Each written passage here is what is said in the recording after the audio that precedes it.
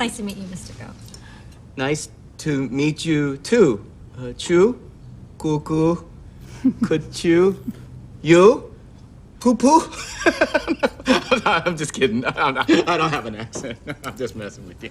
Welcome back, Fresh Fam. It is Naz Perez, and on today's episode, we're taking a look at some of the biggest movie and TV milestones that paved the way for Asian American representation on screen. The works showcased here aren't just well-crafted pieces of filmmaking. They are beacons of the Asian American experience, driving cinematic character and story in front of and behind the camera. So follow us as we dive into some of the major studio releases, television, and even casting and filmmaker choices that have broken representational ground for the Asian American audience. And as always, potential spoilers lie ahead for the films on this list, so watch at your own risk. The Karate Kid. You promise learn. I say you do. No question. That your part. Deal? Steal? Very few martial arts franchises can say that they've started and continued a legacy quite like The Karate Kid. With the production of 3 sequels, a remake, a television series, and even some video games and a short-lived animated series across nearly 4 decades, it's kinda difficult to argue against the franchise's immense impact on pop culture. But it's even more difficult to argue that it would be anywhere near as big as it is without a certain Japanese maintenance man, World War II veteran, karate master of infinite wisdom, Mr. Miyagi. Asian-American actor Pat Morita based his portrayal of Mr. Miyagi on Fumio Demura, a Japanese martial arts master born in Yokohama, Japan, who actually worked on the stunts for the film. Wash all the car, then wax. Wax. Wait, why do I have to wash all the car? Remember, dear, no question. Yeah, but Right? Wax on, right hand. Wax off, left hand. Pat shaped Mr. Miyagi's mannerisms, speech, and accent from Demura. In fact, Morita was born in Isleton, California to Japanese immigrants, so he naturally spoke in an American accent. One of the things that Morita could not always mimic though, the stunts, so Demura served as Morita's stunt double on the film as well. According to Morita, he was credited as Noriyuki Pat Morita because they wanted to promote his Japanese heritage. Not only did the film elevate Morita as Mr. Miyagi to pop culture legend status, it earned him a Best Supporting Actor nomination at the 1984 Academy Awards. It is also said that The Karate Kid directly popularized karate in America on a mainstream level, unlike any other work before it. Wax on, wax off. Breathe in through nose, out the mouth. Wax on, wax off. Don't forget to breathe. Very important. Wax on, wax off. The Joy Luck Club. The next week, I brought Rich to Mom's birthday dinner, sort of a surprise present. I figured she was going to have to accept Rich, like it or not. Oh, Rich, this is my father. How you doing? Happy birthday, How are you? Mom. I'm good. And Ma, this is Rich. Great to meet you.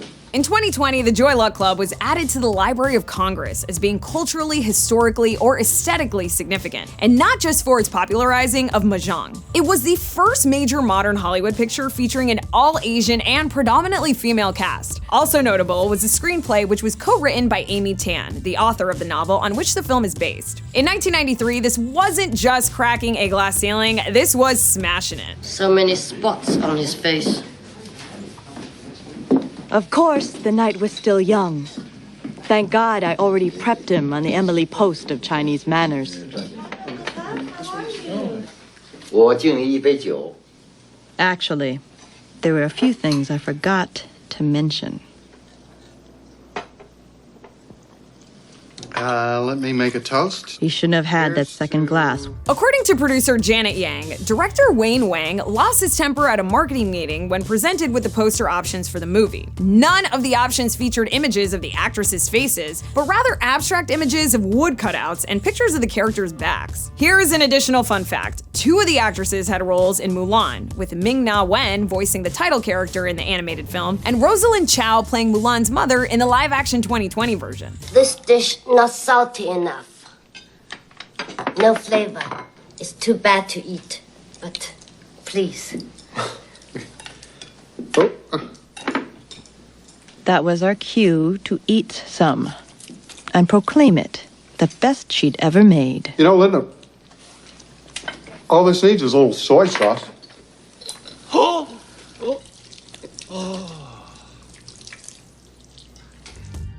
The Wedding Banquet. 儿子啊，你一定没想到妈这么快又寄一卷录音带给你，那是因为妈有好消息告诉你，来电俱乐部果然名不虚传，已经为你找到近乎理想的对象。这个女孩啊，175公分高，不过只有一个生物博士学位。原来她是专攻歌剧的，所以能说5国语言。Director Ang Lee's second feature film, 1993's The Wedding Banquet, raked in $23.6 million in the box office from just $1 million budget. When you do the math, it was the most financially profitable movie that year, even topping Jurassic Park. Keep in mind, Jurassic Park was the highest grossing film of 1993, making $914 million worldwide on a $60 million budget. Not only was the film a rare co-production between Taiwan and the United States, it was also a rare gay Asian American story. 那你见过我爸妈了吧？只是你妈，你爸他人在医院里，医院？他什么时候住院的？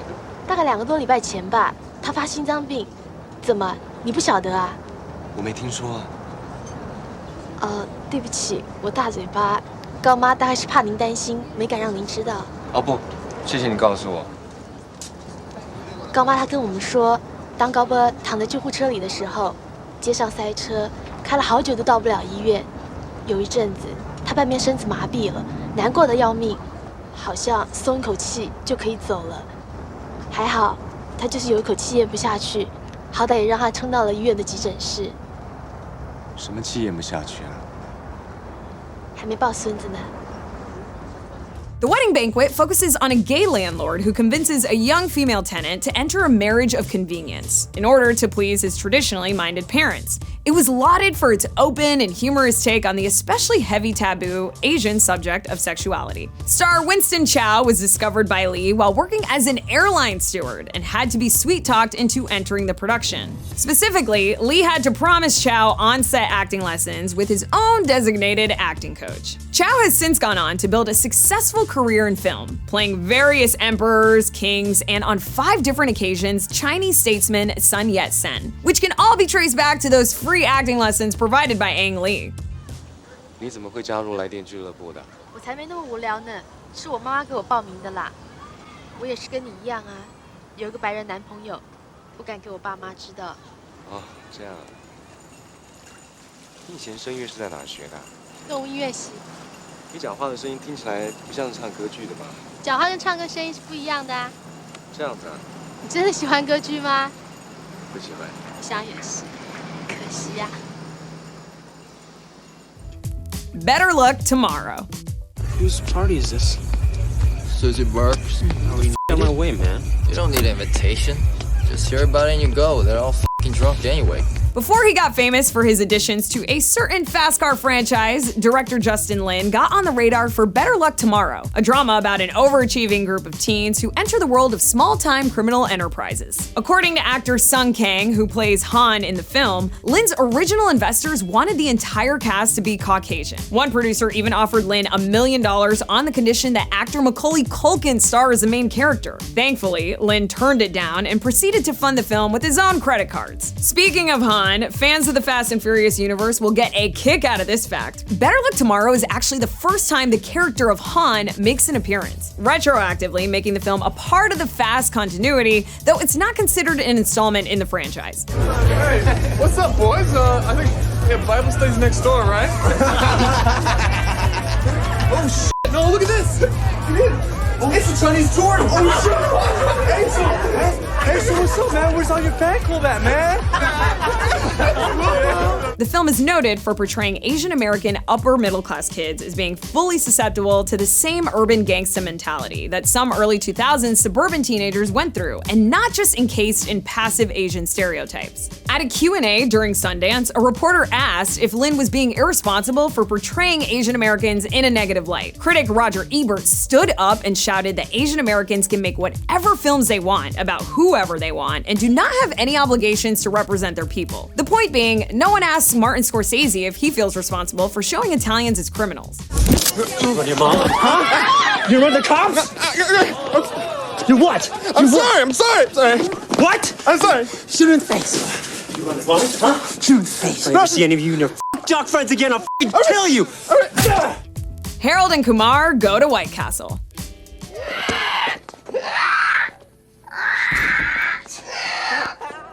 Dude, what is that? Is that a pterodactyl? I do not know what that is.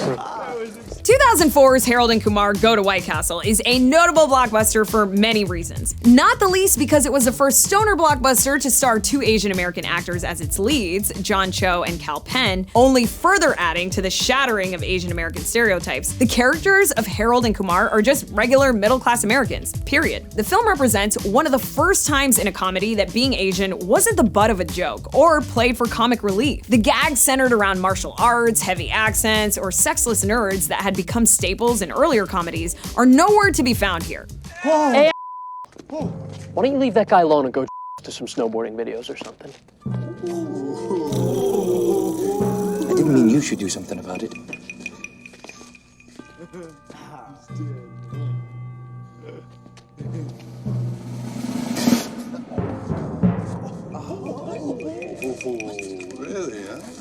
Harold and Kumar curse, do drugs, and hate work. They're entirely relatable. In fact, race has no bearing on the plot of the film at all. As one critic said at the time, the movie didn't target Asian American audiences first. It was just a hilarious stoner journey about the love of White Castle burgers and these two very appealing human characters. Did Doogie Howser just steal my f***ing car? Yes. I think he did.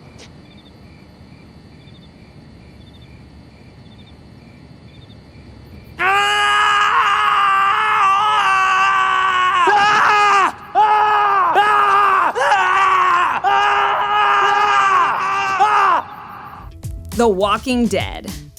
Not dead! Come on, come on! Faster!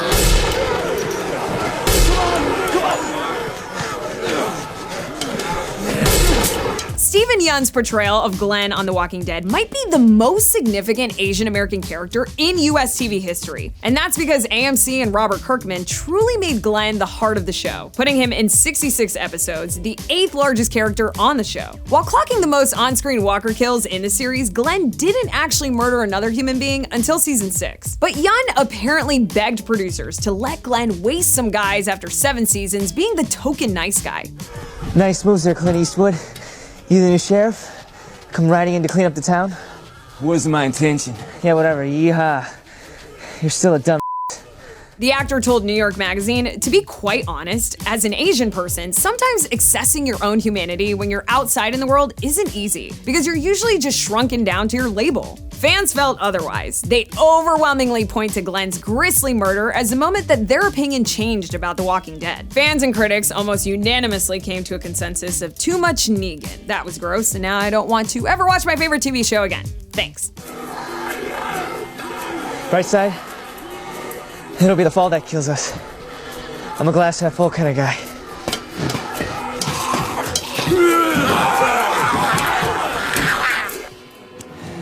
You the one barricaded the alley? Somebody did. I guess when the city got overrun, whoever did it was thinking, not many geeks get through. Back at the tank, why'd you stick your neck out for me? Call it foolish, naive hope that if I'm ever that far up creek, somebody might do the same for me. Guess I'm an even bigger dumbass than you. To Be Takei. George is the love of my life. I'm proud of him. I've heard that before. He's wonderful. Well, if you see him talking to me sometimes, you wouldn't think so. If you haven't seen the documentary about OG Star Trekker and living legend George Takei, then now is better than never. The doc not only covers his legacy around Trek and being one of the most celebrated, openly gay Asian American stars ever, but it also details the immense pain of him and his family living in 2 American internment camps during World War II. Oh, I miss Ren when I see these dogs. Would you like to have a pet? We would love to have a pet. We had the Papillon dog. We're gay men, single. Of course we'd love to have pets. In 2012, Takei was able to share these experiences when he starred in a Broadway musical adapted from his memoirs about his childhood called Allegiance. Between 1966 and 1968, Takei was in 52 episodes of the only TV show on the air at that time, making him the first Asian American star of a hit program. Today, Takei continues to be one of the most active proponents for LGBT writes, and as such is one of the most famous people on the internet, amassing over 10 million Facebook followers. Usually when we're talking to journalists, this segues into the question, well, you once had a dog, why don't you have children? Taking on a child where same-sex relationships were anathema wouldn't be fair to the child. I don't agree with you. I mean, in the kind of environment that you've all your life you've been a pioneer and a trailblazer for civil liberties for people. It would have been great for you to be a model for. No, but it was inconceivable. If I came out back then, do you think my career would be where it is now? I have no idea. Fresh off the boat. 这是你做过最好吃的年夜饭。谢谢你，我知道。想到明天，我真的很兴奋。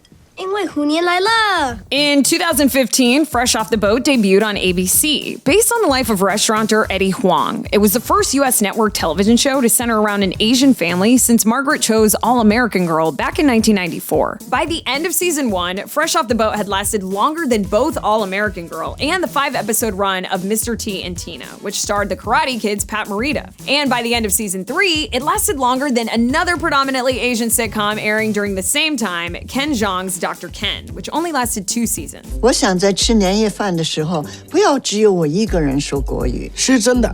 你只知道说那一句国语吗？是真的。听起来真好玩。Hello? 你输了。Wait, who was on the phone? Gah! Fresh Off the Boat was a hit, and we watched 116 episodes of the Taiwanese-American Huangs as they navigated their way through the steakhouse business in Orlando, Florida during the 90s. You might recognize 2 of the actors if you're DC or Marvel fans, because Randall Park played Agent Jimmy Woo in Ant-Man and the Wasp and WandaVision, as well as Dr. Stephen Shin in Aquaman, and Ian Chen played Eugene Choi in Shazam. 早安，妈妈，新年快乐。我看你还在玩那个游戏啊。昨天晚上我们平手，但是只能有一个人赢。对啊，只能有一个人赢。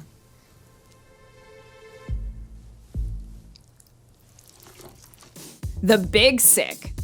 Do you know how difficult it is to get an appointment with her? She's in very high demand. Okay, so? So? Can we please talk about this another time? No, Kumi. We will talk about this now. We have sacrificed everything for you. I know, okay? We have left our family. We have left our home. I have missed the birth of my sister's daughter. I have not seen my mother for 15 years. With a budget of $5 million, 2017's The Big Sick, based on the true story of writer and star Kumail Nanjiani's real-life romance with his wife Emily V. Gordon, made $56 million at the box office, becoming one of the top-grossing indie films that year. The film was a semi-autobiographical retelling of Nanjiani and Gordon's relationship, which was complicated when the two broke up and Gordon fell into a medically induced coma. Luckily, both Gordon and the relationship recovered, and The Big Sick was released on the couple's 10th anniversary. If you don't want to be a lawyer, fine. If you want to do this stand-up comedy and embarrass us as a family, fine. There is only one thing that we have ever asked for you, Kumi. That you be a good Muslim and you marry a Pakistani girl. That is it, one thing. Can I ask you something? Something that has never made sense to me. Why did you bring me here if you wanted me to not have an American life? We come here, but we pretend like we're still back there? That's so stupid. Don't you talk to your mother like that. You don't care what I think. You just want me to follow the rules. But the rules don't make sense to me. The film earned pretty much universal acclaim and was the only non-Best Picture nominee that year to be nominated for Best Screenplay, which was a collaboration between Nanjiani and Gordon. Nanjiani personally reached out to Indian actor Anupam Kher to play his father and convinced him to take the role by telling him that his actual dad wanted him for the part. I really appreciate everything you've done for me. I truly, truly, truly do. I really do. And I know Islam has been really good for you and it has made you good people. But I don't know what I believe. I just need to figure it out on my own. You're not my son. Kumi, you're being selfish. You're not thinking about us. You're not thinking about Khadija. In fact, you're not even thinking about that girl you are in love with. You think American dream is doing just about whatever you want and not thinking about other people? You're wrong. You are wrong.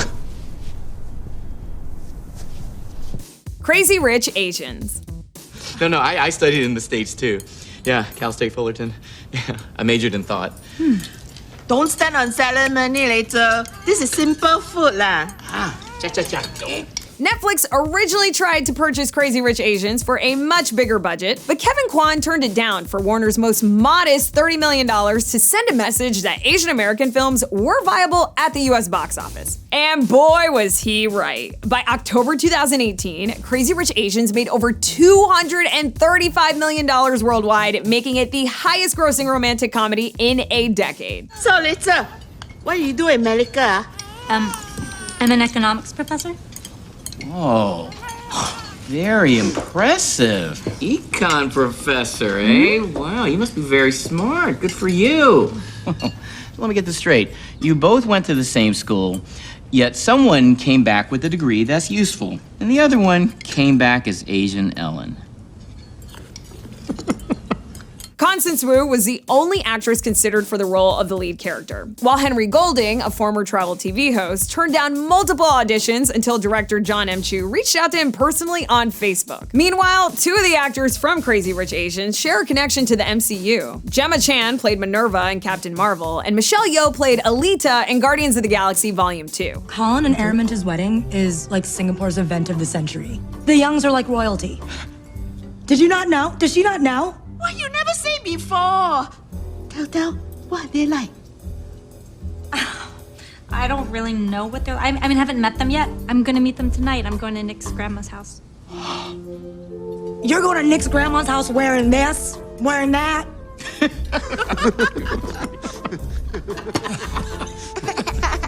Wait. I thought red was a lucky color, right? Yeah, if you're an envelope. Zing! Nailed it. The Farewell. 哭啥呢？喝多了。哎，先别照啊！金兰官，你是哭哭唧唧的，照出来也不好看。你到底哭啥呀？哎呀，没事儿，那是喜极而泣。 是高兴的泪水，对吧？好好。Lulu Wang's The Farewell, about a grandmother who doesn't realize she has terminal cancer because her family hides the diagnosis from her and instead stages a fake wedding for her to attend, is based on the writer-director's own life. Wang's grandmother was still alive when the film came out, and she eventually learned the truth about her condition when it was retitled as Don't Tell Her for the Chinese market, and she realized she was the her at the center of the film. 高阿姨，你咋来了？你到了吗？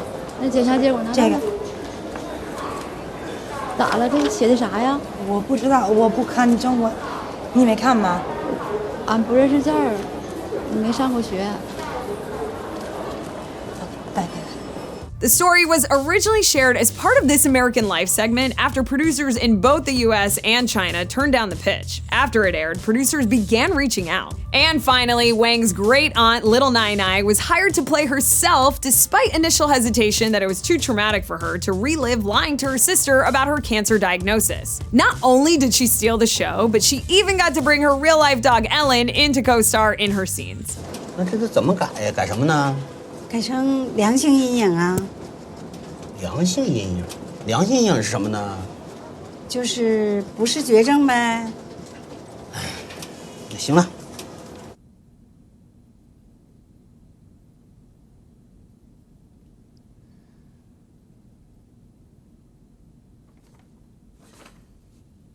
你看，我说我没事儿嘛。Minari.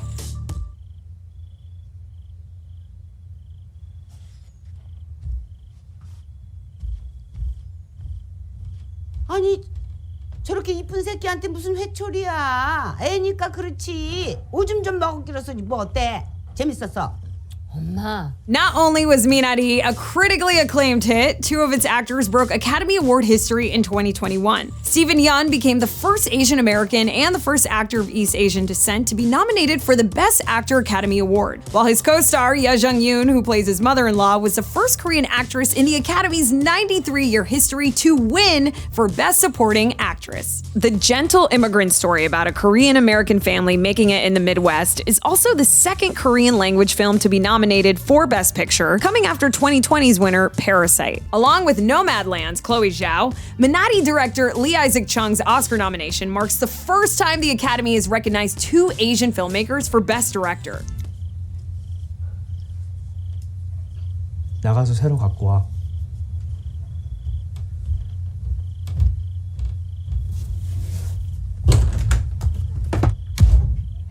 For a movie with such epic firsts, it was actually a very short production. Filming took only 25 days, with all the scenes at the creek taking only 1 day to shoot. 엄마, 이런 총구석까지 와서 그렇게 말씀 안 하셔도 돼요. 아니 여기서 왜 또 총구석이 나와? 총구석에 사니까 얘가 배우는 게 없어서 버르장머리가 없잖아. 당신은 서울 여자다 이거지? 폰 사람보다 더 잘났다 이거 아니야? 별걸 다 갖고 싸운다.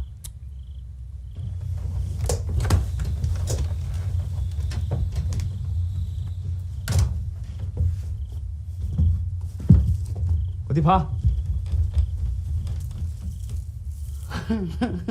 아이고 똑똑한 놈. 잘했다 잘했어. 네가 이겼다. 네가 이겼어.